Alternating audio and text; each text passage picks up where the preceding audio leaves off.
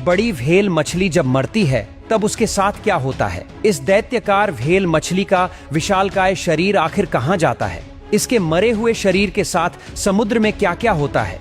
यह जानकर आप हैरान रह जाएंगे। लेकिन इससे पहले व्हेल मछली की कुछ अनसुनी दिलचस्प बातें जानते हैं जो शायद आपने कभी नहीं सुनी होगी। जब ब्लू व्हेल समुद्र में ऊपर की सतह पर तैरती है तब उसका दिल 1 मिनट में 20 से 30 बार धड़कता है। लेकिन जब व्हेल गहरे समुद्र में जाती है तब उसका दिल 1 मिनट में केवल 2 बार ही धड़कता है। ये धीमी धड़कन व्हेल को गहराई में अधिक समय तक रुकने और ऑक्सीजन को बचाने में मदद करती है।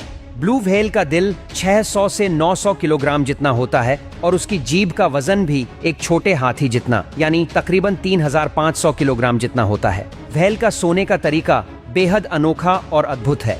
दरअसल ब्लू व्हेल जब सोती है तो उनका मस्तिष्क का आधा हिस्सा सक्रिय होता है और दूसरा आधा हिस्सा आराम करता है, क्योंकि व्हेल एक स्तनधारी जीव है और उसे सांस लेने के लिए कई बार पानी की सतह पर जाना पड़ता है। अगर भूल से भी व्हेल पूरी तरह गहरी नींद में चली जाए तो वह सांस लेना भूल सकती है और उस प्रकार से डूबने से उसकी मौत भी हो सकती है।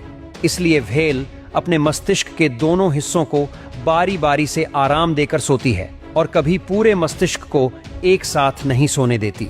दूसरी ओर जब मादा ब्लू व्हेल प्रजनन के लिए तैयार होती है तब 2 से 5 नर ब्लू व्हेल व मादा को आकर्षित करने के लिए आपस में प्रतिस्पर्धा करते हैं।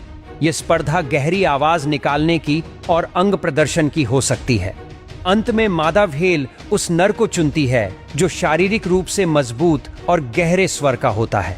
इसके बाद ब्लू व्हेल की गर्भावस्था इंसानों से थोड़ी ज्यादा यानी 10 से 12 महीनों की होती है। आमतौर पर ब्लू व्हेल एक ही बच्चे को जन्म देती है। जन्म के समय बच्चे का वजन 3000 किलोग्राम तक और लंबाई 20 फीट तक होती है। जन्म के बाद मादा व्हेल अपने बच्चे को दूध पिलाती है, जो बच्चे के लिए बहुत जरूरी होता है। ब्लू व्हेल के बच्चे का वजन हर दिन करीब 90 किलो तक बढ़ता है।